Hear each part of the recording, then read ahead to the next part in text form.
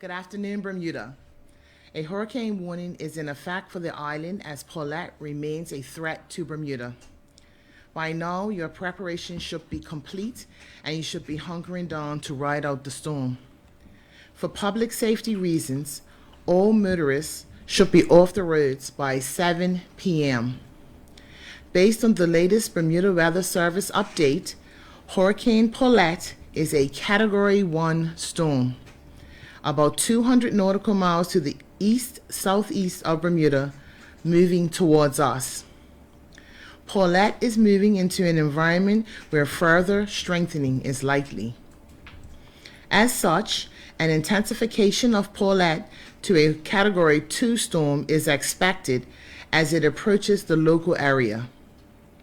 The area of hurricane force winds is slightly smaller than previously predicted, so the duration of the hurricane winds is now forecast to be 7 hours, from 3 a.m. to 10 a.m. Monday morning. Maximum winds of approximately 85 knots with gusts to 100 knots are anticipated at 6 a.m. on Monday morning, around the timing of the closest point of approach. Confidence in the forecast track and intensity of Hurricane Paulette has increased since yesterday, and the Bermuda Weather Service expects to be observing sustained tropical storm force winds by the time of this press conference. We expect a gradual increase in wind speeds from the northeast tonight, reaching hurricane force over the island from late tonight and lasting until late morning on Monday. Tropical storm force winds are expected to abate by Monday evening.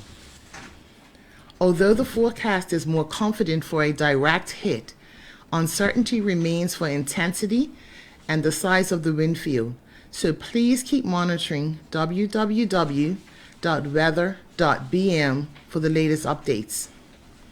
Earlier today, the EMO held a meeting, and here are some key public reminders. Schools are closed on Monday and Tuesday. The Ministry of Education will update parents and the public regarding the reopening of schools following a full assessment of all public school buildings. The LF Wade International Airport will close at 6 p.m. today and reopen on Tuesday at 12 noon. The Causeway will close tonight at 9 p.m. Once the storm has passed and following an assessment of the bridge, it is anticipated that the Causeway will reopen either Monday night or Tuesday morning late. The public will be updated accordingly. The Lamfogo Clinic is operational if persons require medical assistance. All government buildings will be closed on Monday and Tuesday, and if at all possible, public officers should continue working remotely on Tuesday. This is all dependent on whether individuals have been affected by the hurricane. Buses cease operating at 7 p.m. tonight. All ferry services have been suspended until Wednesday. The government shelter at Cedar Bridge is now open. We encourage anyone in need of this facility to please make your way there. Regarding trash, Marsh Folly is closed. The Tynes Bay drop-off will close at 5 p.m. today. These facilities will be assessed after the storm, and the public will be advised about their reopening, particularly as it relates to Marsh Folly, as residents may need to discard horticultural waste. Another reminder regarding trash: please do not put your trash out today, tomorrow, or Tuesday. It's anticipated that Wednesday will be the next collection day for those residents who usually have their waste picked up that day. As a note, the EMO Operations Group will be located at the Hamilton Fire Station, and anyone who needs to report any storm-related damages can call 261-4366 or 261-4EMO. The emergency broadcast station, 100.1 FM, will be operational as of 7 p.m. this evening and will be sharing key information and updates from the EMO, BALCO, and other critical services. The COVID-19 testing has been suspended for today and tomorrow.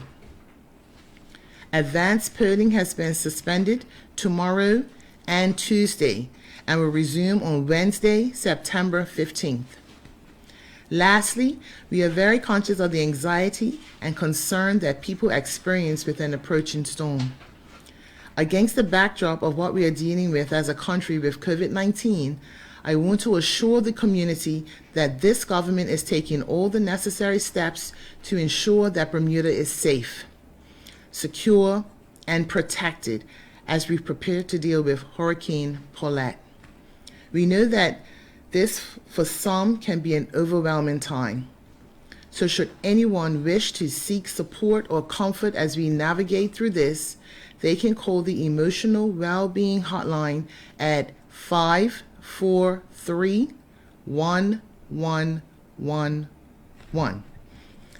Please don't hesitate to call if you need any assistance. To all of our residents, again, we are in a pandemic. Continue to exercise caution and common sense, and please remember to engage in the right health and safety activities during this storm. The EMO will meet again tomorrow following the hurricane, and soon after its conclusion, we will provide another public update. I'm imploring the public again to please exercise common sense. Please put your safety, your family's safety first, and please follow the instructions that we are providing for you. Thank you, and I look forward to seeing you on the other side, safe. When the winds die down, we will just have a few hours left for road clearing. Please tune in to 100.1 FM for updates and for the all clear. The station will go live at 7 p.m. on Sunday. Hurricane updates will be given at the top and the bottom of the hour. It is unknown if the Regiment, Public Works and Parks Department will have finished clearing the roads Monday evening. Please do not use the roads at night unless the all clear has been given. Trees and branches will be down and there could be live wires in amongst them. It's difficult to see what you're dealing with. The Regiment, Public Works and Parks' first priority will be to clear a route from one end of the island to the other to allow the ambulance to respond to save lives. This is their first mission. First responders will also be on the road to relieve staff that have been up for 36 hours dealing with the efforts for the preparation and the onset of the storm and ready to respond for recovery. If you are on the roads too soon, you will slow them down. Do not drive on the roads until the all clear has been given. Do go outside and check on your house and neighbours, and do help with the cleaning up effort of the debris, but don't use equipment beyond your training. Please offer the responders some cold water or refreshments, or even to use the bathroom. This will be most welcome. But do not drive on the roads until the all clear has been given. It will be given out on 100.1 FM. Thank you. Jonathan, I believe you had some questions. Would it be possible if I can ask you to come and speak directly into the microphone right here? Thank you, Jonathan, from the Royal Gazette.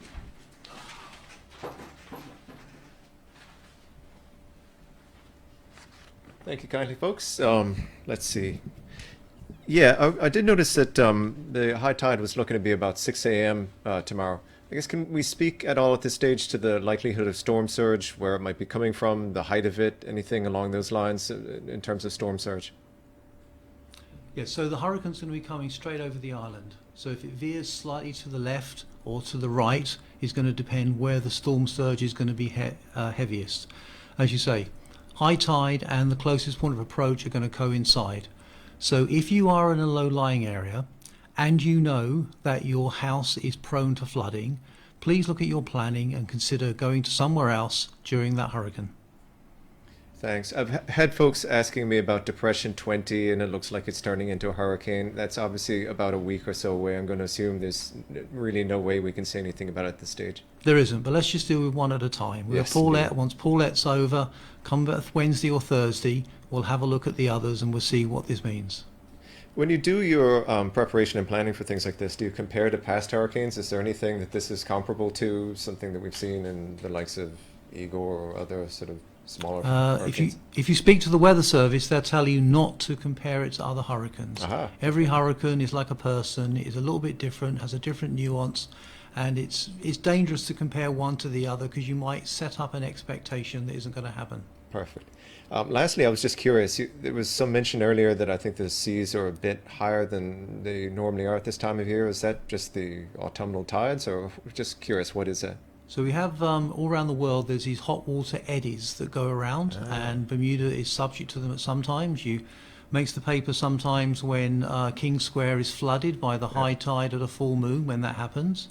And at the moment we're seeing the seawater about 4 to 6 inches higher than normal. Thank you kindly.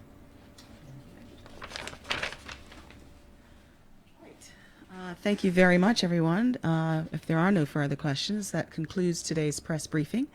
Thank you all for joining us today, and we just encourage you to all be safe. Minister, do you have any last words at all? I'd just like to say to everyone to please take every precaution that you can. Please follow the instructions and the directions, and just exercise common sense and caution while we navigate through this hurricane. And we look forward to everyone being safe on Tuesday. Thank you. Thank you very much. Thank you.